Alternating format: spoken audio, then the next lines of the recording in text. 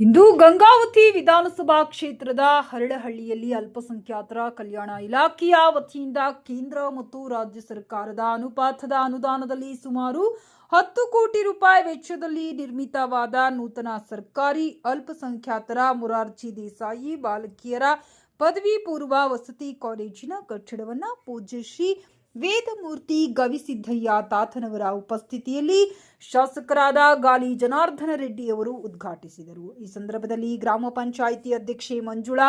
ಅಲ್ಪಸಂಖ್ಯಾತರ ಕಲ್ಯಾಣ ಇಲಾಖೆಯ ಮುಖ್ಯಾಧಿಕಾರಿಯಾದ ಅಜ್ಮೀರ್ ಆಲಿ, ಪ್ರಾಂಶುಪಾಲರಾದ ಸಂಗಮೇಶ್, ಉಪ ತಹಶೀಲ್ದಾರಾದ ಮಹಂತಗೌಡ ಪಾಟೀಲ್, ಅಲ್ಪಸಂಖ್ಯಾತರ ಇಲಾಖೆಯ ಸಹಾಯಕ ಇಂಜಿನಿಯರ್ ಅನ್ನಪೂರ್ಣ, ಮುಖಂಡರಾದ ಮನೋಹರ್ ಗೌಡ ಹೆರೂರು,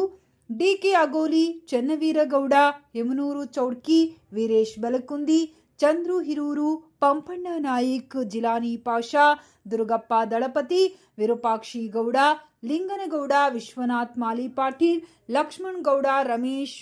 ವಕೀಲ್, ಗುಳನಗೌಡ ಸೇರಿದಂತೆ ವಸತಿ ಕಾಲೇಜಿನ ಸಿಬ್ಬಂದಿ ವರ್ಗ ಮತ್ತು ಸ್ಥಳೀಯ ಮುಖಂಡರು ಉಪಸ್ಥಿತರಿದ್ದರು.